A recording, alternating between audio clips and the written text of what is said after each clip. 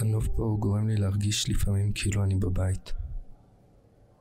הערים הם כמו הרי יהודה, או הרי אילת, או הנוף מהבית של אבא שלי לכיוון הרי אדום בירדן. אזור ים המלח. הערים והחולות במכתש רמון שאני כל כך מכיר. ציורי סלע עתיקים. אחד לאחד אלה שראיתי פעם איפשהו בדרום. המואזין שמעדד בין הערים. רעש מטוסי חיל האוויר על הבסיסים הבלתי נגמרים. כל אלה שואבים אותי הביתה לארץ.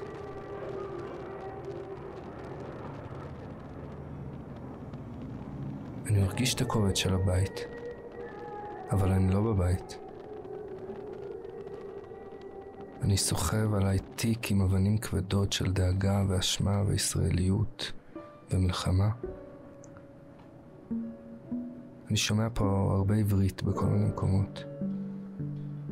ועל פניו הכל שלב.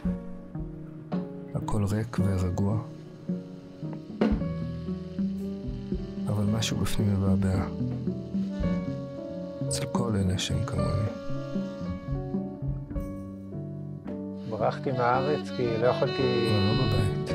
לא יכולתי לשאת את זה יותר. אבל משהו מבעבע. ממש היה לי קשה לנשום. זה נהיה מקום הרבה יותר אלים.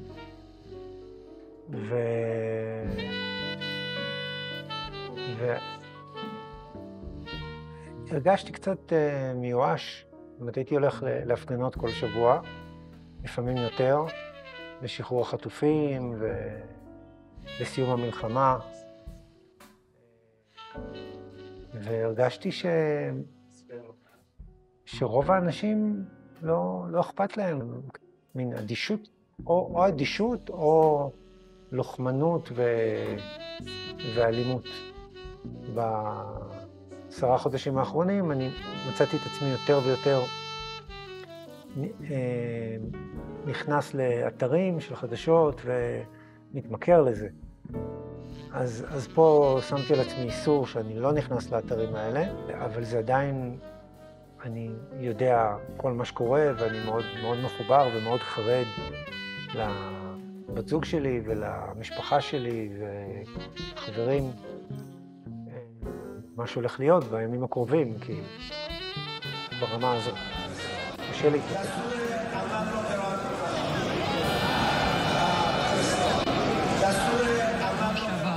הבוקר הטרור מכה בפנים הארץ. קצת אחרי השעה 7 בבוקר בחולון, מחבל תוקף בדקירות סכין 4 ישראלים ב3 זירות שונות. מיד נדווח על הפיגוע ועל החקירה בהרחבה, אבל קודם היערכות שיא בישראל לקראת אפשרות של תקיפה מצד איראן או חיזבאללה או שתיהן. אנחנו קודם כל איתך, ניר דבורי כתבנו. הערכה היא שזה יקרה בימים הקרובים. תמונות כאלה לא נראו כבר כמה חודשים. כל הדברים האלה כזה, כל הזמן כמו מיליון זבובים,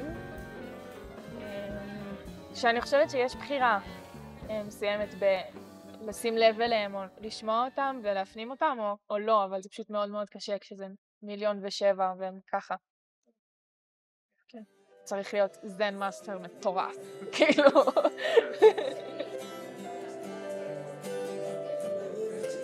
חג המוחרם מתקרב, ויש פה כל כך הרבה ישראלים.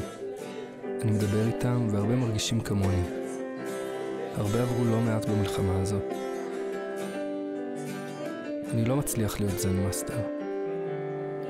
הרחובות מתמלאים בסימנים שמעלים בי פחדים. לפעמים הזיכרונות מציפים אותי. כל אסוציאציה למלחמה מזרימה סחרחורת של תחושות ותמונות בראש שלי. אחותי הקטנה בורחת ממחבלים, רצחו את חבריה ולקחו אותם בשבי. השעות הארוכות שבהם לא ידעתי אם היא בחיים, כי היא לא ענתה לי להודעות. טילים מעזה פגעו בבתים שסביב הבית שלנו. מזל, ושלנו לא. אני רוצה להתקשר לאחותי פתאום, רק לבדוק שהיא בסדר.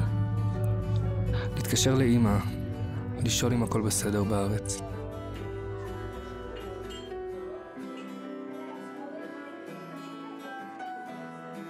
אני מחליט לבקר במסגד. אני מחליט לנסות להאמין בטוב. אני סקרן להבין מה זה החג הזה. אני יושב בפינה והאימאם מטיף על המלחמה. מלחמה במדינה שלי, 5,000 קילומטר מכאן. ये मैसेज दिया, अगर आपके ज़माने में कोई ज़ालिम हाकिम हो, तो आप लोग खामोश न रहें, बल्कि उसके खिलाफ आवाज़ उठाएं, अगरचे कुर्बानी देनी पड़े। जिस तरह आप फ़लस्तीन में देखते हैं कि फ़लस्तीन में किस तरह जुल्म हो रहा है लोगों के ऊपर, ठीक है ना? तो कुछ लोग तो आराम से खामोश रहे हैं और कुछ लोग ज़ालिम के खिलाफ आवाज़ उठा रहे हैं। भाई छोटे छोटे बच्चे जो है कत्ल आम हो रहे हैं। तो जो शख्स जिसमें इंसानियत हो वो आवाज़ उठाएगी कि ये जुल्म क्यों हो रहा है। ज़ालिम के खिलाफ आवाज़ उठाना ये मकतब हुसैन का एक मैसेज है। तो हमारा मैसेज ये है कि दुनिया की किसी भी कोने में जिस शख्स पे भी हो, किसी मजहब से भी ताल्लुक़ रखता हो, हम कहते हैं उस पे जुल्म नहीं होना चाहिए, चाहे वो हिंदू हो, क्रिश्चियन हो, मुसलमान हो।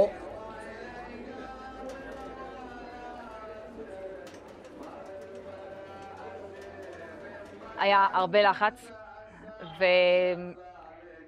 והרגשתי שיש לי צורך לצאת לאיזה משהו שהוא לא קורה במדינה, כי אני לא מצליחה למצוא את הנחת שלי. מצאתי את עצמי בעוד לוויה ועוד לוויה, וכאילו זה כבר, זה עומס על החיים שכאילו אתה לא יודע איך להתמודד איתו, כי זה כזה, אתה רוצה להיות שם בשביל חברה. יש לי חברה שהיא פצועת ירי, כאילו מחבל היה בבית שלה, והיא מנתיב העשרה. אמא שלה נרצחה. היא ואחותה עם פצועות ירי. במזל, כל השאר חברי המשפחה, הם עבדו על המחבל, הם השאירו את הדלת של הממ"ד פתוחה, קצת, כאילו שיחשוב שאין שם אף אחד, והם היו מאחורי הדלת. אחרת כאילו הם לא היו בחיים. ואז אחרי זה הרגו אותו. הכל במזל, וזה כאילו מוזר לי להגיד אפילו, כאילו אני בן אדם מאוד הומניטרי ומאוד כזה, אני רוצה שלום, פשוט זה מוזר להגיד כזה מזל שהוא נהרג, אחרת כאילו הם לא היו בחיים, אבל זה כזה, זה נכון, הוא פשוט ירה בלי סוף. כאילו לפעמים אני כזה, וואי איזה קטע, כאילו המלחמה ממש השפיעה, אבל כאילו זה החיים. זה החיים, כאילו. זה החיים שלנו, אנחנו פשוט צריכים להתמודד עם מה שנוצר, וזה אבסורד.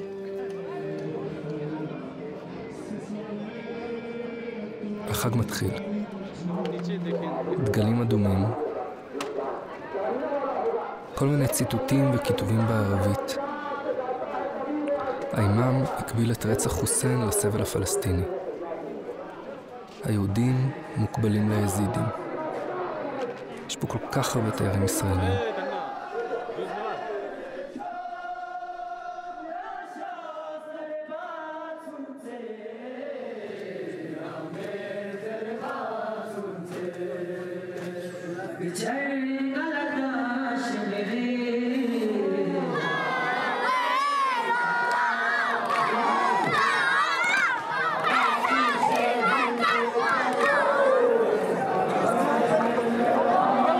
אבל אני הולכת, אללהו אכבר, צרחות, כתובות בערבית. אני הלכתי לבד ביום הזה וכאילו לא ידעתי מה יהיה ברחוב כשהייתי צריכה להגיע. זה שהם מוסלמים, נכון, ולא כולם שם אולי משנה להם שאני ישראלית או יהודייה, אבל כל ההתקהלות הזאת זה כבר מכניס אותי לדופק מהיר ולכאילו חרדה וללכת ברחוב ולא יודעת, פחדתי שיזהו אותי.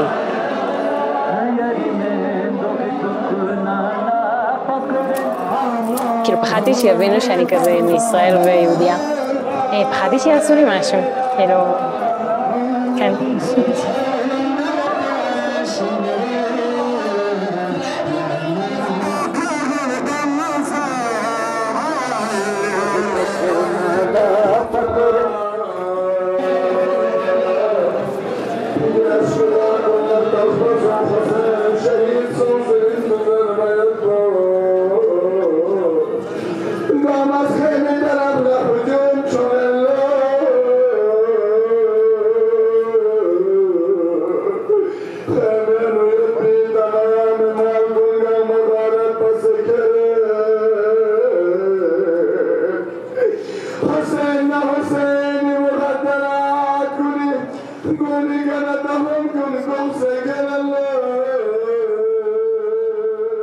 אבל בסוף לא קרה כלום.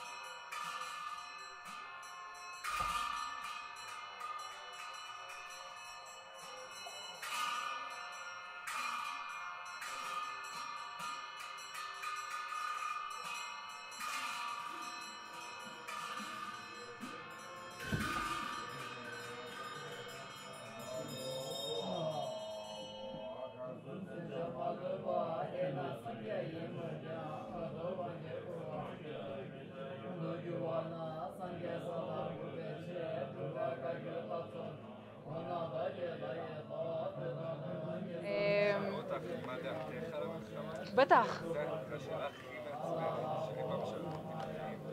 אני תמיד מגיבה אותו דבר. אני רוצה שהמלחמה תיפסק.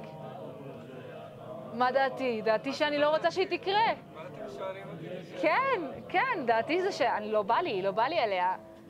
לא בא לי שיהיה דבר כזה מלחמה, כאילו, בא לי שהכל יהיה סבבה, בא לי שיהיה שלום, בא לי שגם היהודים יהיו סבבה, גם הערבים יהיו סבבה, בא לי שכולם יהיו סבבה, אוקיי? לי יש דרך לשלוט בזה? אם היה לי דרך לשלוט בזה, הייתי עושה משהו, כאילו. הלוואי. יואו.